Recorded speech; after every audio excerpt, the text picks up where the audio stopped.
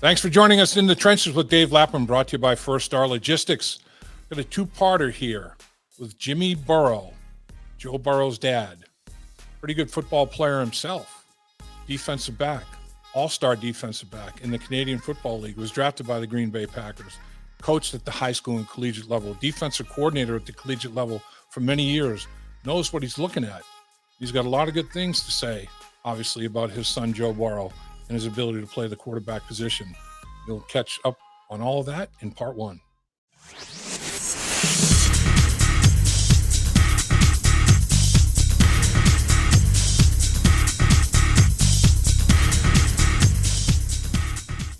Our 1 million YouTube view giveaways contest, courtesy First Star Logistics, continues with a special contest that runs until August 7th, 9 o'clock. So you have plenty of time, but don't procrastinate. Don't wait, because prizes include 2 tickets to a Cincinnati Reds game in the Boone County Bourbon Room with Dave Lapham. That would be me. 2 tickets to Cincinnati Reds game in the Boone County Bourbon Club with a celebrity to be determined later. And I know you're going to like that. It's big time. A signed Dave Lapham jersey, First Star Logistics custom backpack filled with apparel and gear, a $300 value, very nice prize, 2 $50 gas cards. Want the price of gas today? Nice. To enter, just go to the link and description below or scan the QR code. Welcome once again to In the Trenches with Dave Lapham, brought to you by First Star Logistics, as always, coming from our outstanding studios right here at First Star Logistics. And our very special guest today is a friend of our podcast, videocast, and just a great man, Jimmy Burrow, who himself, the dad of Joe Burrow, obviously, but himself was a great player. All right, how about this? Played his high school football in Mississippi, his college football in Nebraska. Green Bay Packers drafted him in 76, played for the Montreal Alouettes, won a Grey Cup there, played for Calgary, played for Ottawa, 2-time All-Star while he was with the Montreal Alouettes, coached at Washington State, Iowa State, Nebraska, North Dakota State, Ohio University. Boy, I mean, 05 to 016 defensive coordinator, assistant head coach and defensive coordinator in 17 and 18. In 2009, the Mid-American Conference Defensive Coordinator of the Year. Quite a distinguished career yourself, Jimmy Burrow, in the game of football from a player standpoint and a coaching standpoint. Well, sports, especially football, has been my life, and really my whole family, from going all the way back to my mom and dad and my brother and sister, and then my sons and even Robin and her brothers. So it's kind of been all in the family. Calling me a great player, Dave, that's going a little too much. I do get better every year that I'm out of it, but had a good career and made a lot of good friends and had a lot of great coaches that really were mentors, and some of the reasons I got into coaching. Quite a football family. Your 2 sons, Jamie and Dan, both play at University of Nebraska. Talk about the football family Burrow. Yeah, Jamie signed my brothers. After I went to Nebraska, a few years later, he played for Ole Miss, signed with them, and had a good career in college. And then Jamie was the Iowa high school defensive player of the year, signed with Nebraska. My son, Dan, he played for me when I became the head coach at Athens, and then he went to Nebraska, and then both of them, I guess they saw what it was like to be a coach, and so neither one of those went into coaching. But then Robin had 3 brothers on her side of the family that played small college football in Nebraska. So we liked all sports, but eventually everybody gravitated toward football. So you're a player, a coach, and a parent, and now filling that parent role is your biggest objective with Joe. You've retired from the game and watching Joe do his thing. How proud were you of Joe Burrow and the way he played and the way he led his football team all the way to Super Bowl 56, win the division, win the AFC Championship, come up just short in the Super Bowl? How prideful were you of his performances? Well, it was really still hard to believe. We're very proud as parents, and certainly of Joe and his teammates, coaches. I mean, that whole organization, as you know, Dave, did a fantastic job, and we were there for every game, and just had an awesome time ourselves. Met a lot of good people, and to watch your son do what he did and what his team did. It's crazy, and we hope to duplicate that this year and go one more step farther. It's amazing. When Joe commits, Joe is all in. Joe's commitment means everything. It's 100%. And the way he has worked his workout regimen, everybody talks about his on the field terms of throwing the football and leading the football team, but all the preparation that goes on in the off season and the rehabilitation he's had due to injuries, his first couple of years, and then the way he worked his body and kind of transformed it a little bit. I mean, he looks unbelievable, and he's working so hard.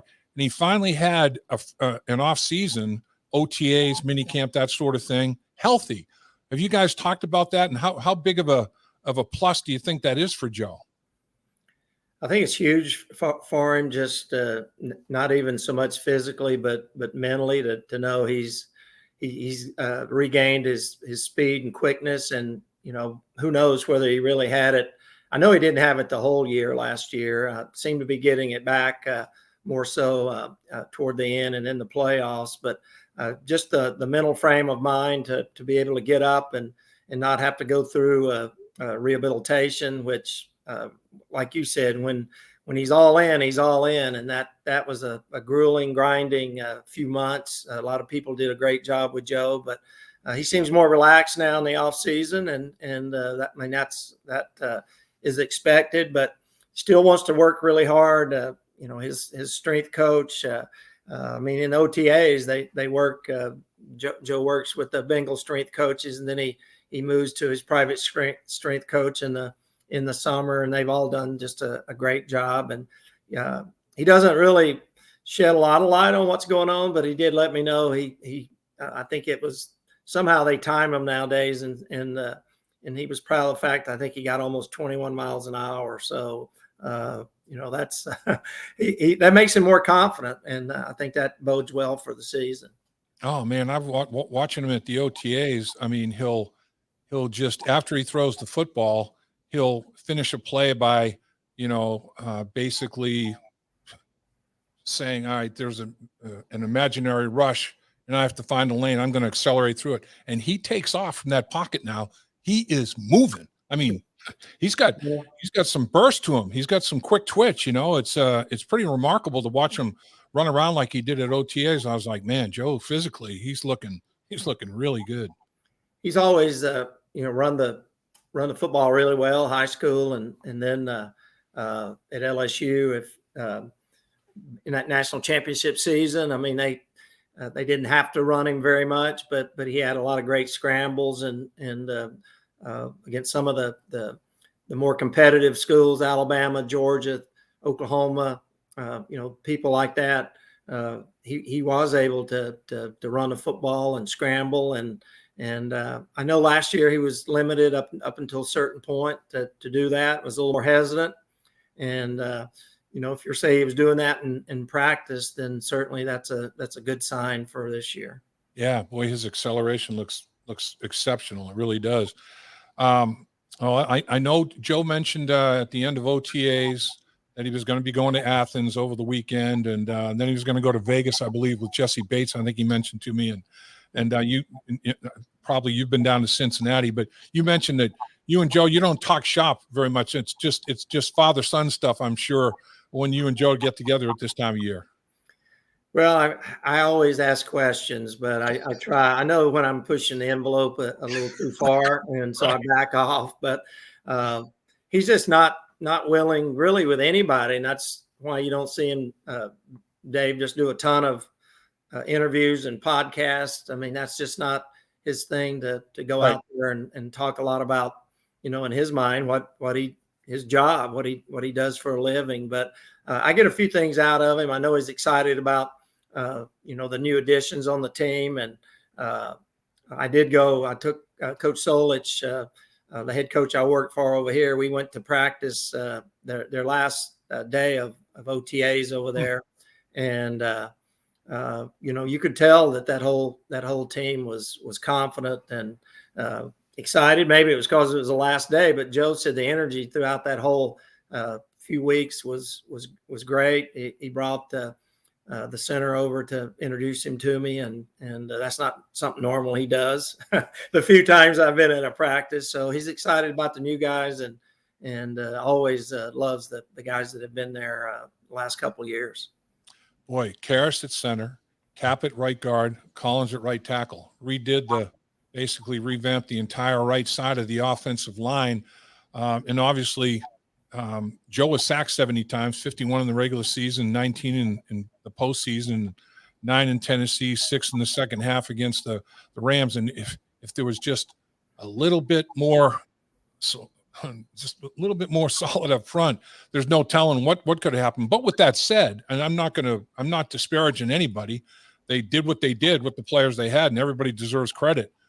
But 70 sacks in those 20-plus football games, and he still rewrote the record book in a lot of cases, a lot of areas. I mean, what is his upside potential, do you think, Jimmy, with the new guys up front? I mean, you've seen, as a lot of people that follow the Bengals, I mean, he understands that not all those sacks are on the offensive line. Right. And he's the first to say, hey, there were some of the sacks that were my fault. There were a lot of different people had a hand in those sacks, but yep. The less pressure he gets and the more time he's allowed to throw, then with those receivers and Joe Mixon and our tight end that we got, Hayden they Hurst should be as explosive as anybody in the league, and they certainly were. By the end of last year, they were, and hopefully with that group together, they should start out that way, just like they ended up in the playoffs.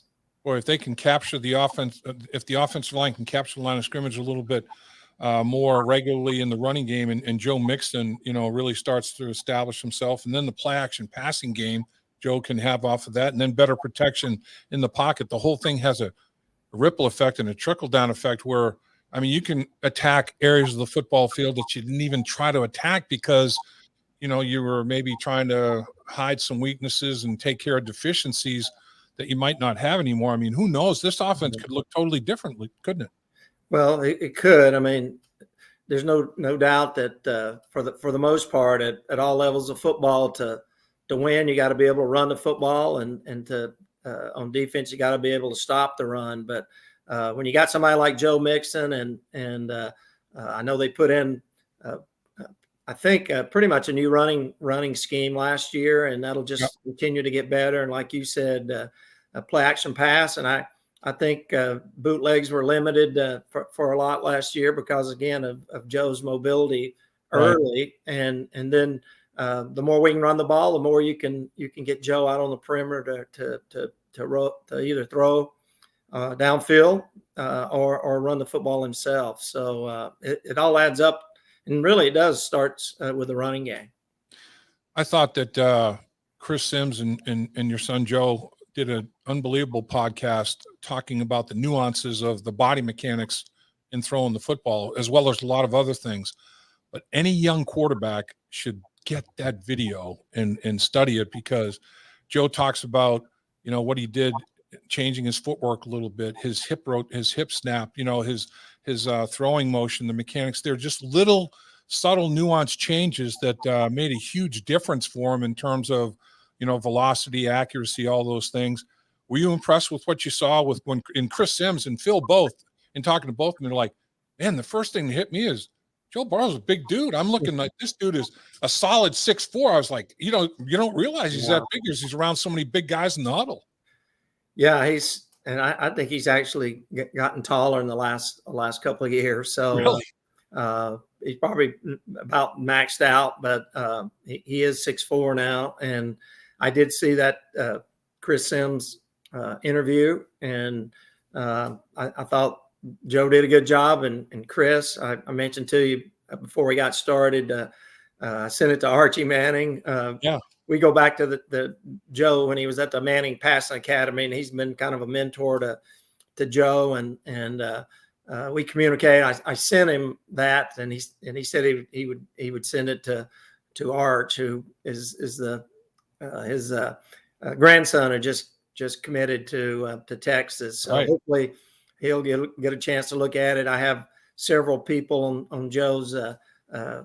Some of his agents have sons that are quarterback, and I sent it to them. I think it's good for any young quarterback at any level. I sent it to my friends with the Bobcats. So there's a lot of information on there, and you don't want to overthink it. I don't think Joe really ever has. He has a few basic things that he does and that he tries to improve on every year, and that allows him to be very accurate downfield.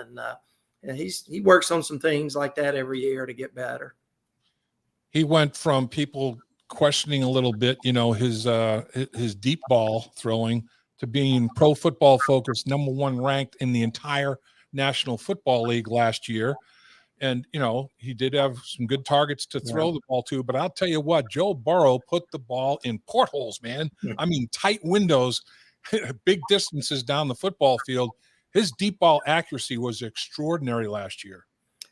And it really has been like that ever since he became a quarterback, high school, and then at LSU, even at Ohio State, if you go back to the spring games. But he was disappointed in his deep ball and their ability to throw the ball downfield in that first year. I think they would have gotten better as the season progressed, and then he got hurt, and then you add a guy like Jamar that opens up T. Higgins and Boyd and really anybody that's out there. If you're putting two guys over on Jamar, then there's some one-on-one matchups that you can get the ball deep downfield, and Joe kind of rediscovered that this past season, and I think it'll continue to even get better this year. Do you think there will be any changes in Joe's offseason program, or do you think he's got it down to a science where he feels real good about what he's doing and how he's doing it, and he's going to do that and continue to do that? Yeah, he takes time off, gives his arm rest. I don't think he really threw a ball until the OTA starts. That's probably other than the year last year when he got hurt. That's probably the longest he's gone without really throwing the ball. But 21 games. That's what Joe played. That's a long time. His arm needed rest. Just his whole body needed rest. And I think when he got back to OTAs, that's what he loves to do. So it was good for him to get back and start throwing, and he'll continue to throw. Jordan Palmer, his private quarterback coach, Right. he'll hook up here at some point in the next few weeks, and Jordan does a really good job of just refining some of Joe's techniques and talking about the things that they've talked about over the year. And certainly the guys with the Bengals did a great job throughout the year of maintaining Joe's technique and really getting better every game to be able to throw the ball downfield. I know you're a pretty avid golfer, Jimmy. When Joe was in Athens, or when you've come down to Cincinnati, did you guys tee it up together at all, or is Joe putting golf off for a while? He's done now. He says he's ready to go for the season. We played a time or two. I'm an avid golfer a couple times a week, but I'm not very good, Dave. And I hear you. Joe really hasn't played ever over a few times every year. And so, it's frustrating to him to not be really good at golf, but it wouldn't take long if he really put the time into it. And I get it. I told Joe when I was over there the last time, when I've been down in my parents in Mississippi, my dad's 91, and I finally beat him this summer a couple times when he's 91 years old. And wow. Then the next week he called me and said, "Hey, I just shot 85, which if he shoots that, I'm not going to beat him." But we like golf. My dad's good at it. I'm just okay at it. And Joe, he got better this summer, but until he really, just like football, if he needs to go all in on something, if he's going to do it, and it's just not a lot of time to get that done. 91-year-old father shooting an 85 on Yeah. golf. That bodes well for you, Jimmy. That's a good gene pool right there, man. Well, I literally, I had not beat him over the years, and probably wouldn't this year, but I moved up to the senior tees with him, and that kind of, I can still hit it pretty good way. So that gave me an advantage, but that's his goal. He plays about 2 or 3 times a week. And if he doesn't shoot below 91, then it's not a good day for him. That's unbelievable. Unbelievable. So during the course of the season, at one of the press conferences, I asked Joe, what's your definition of toughness? And he said, well, I get hit, knocked down, bounce right back up. Just, don't pity yourself or let them think they might have done something to affect you. Just bounce right back up. I thought that was a tremendous answer. And he's got an unbelievable skill set, but I think his mental and physical toughness are second to none, and it just takes him to another level. I think he's always that kind of goes back to him being a quarterback and being a leader, and he's never wanted to not show toughness for his teammates, because whether it's the O-line or the running backs taking the hits or tight ends, they have to be physical, and Joe's never bought into the fact that the quarterback shouldn't be tough and shouldn't initiate even some contact. I know some people over the years have said that he plays quarterback like a linebacker, which I like that comparison, but I don't want him to take as many hits. I mean, that sometimes he chooses to run into contact. He doesn't always go out of bounds, and that's still a work in progress. But I think we're getting better at getting him to slide or get out of bounds. But he never wants to show lack of toughness, believe me. You were a defensive player, both your sons defensive players.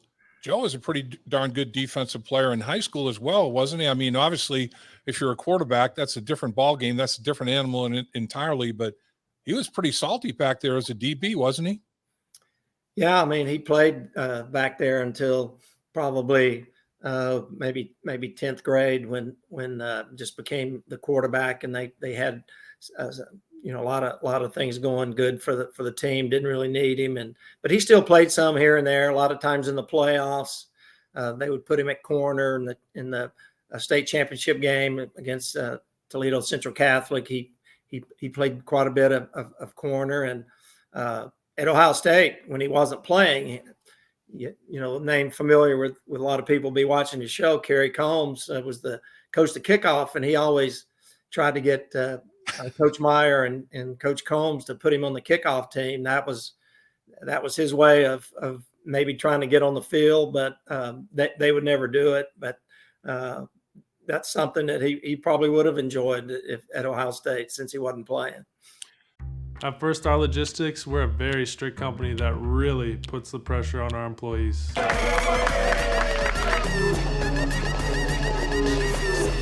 Breaks? What are those? That's what I'm talking about, Icky. Get the body right, then the mind's right. You gotta get that body right. That's right. Yes, sir. Become a star with a chance to earn the highest commission percentages in the industry as a freight broker agent. Check out firststarlogistics.com.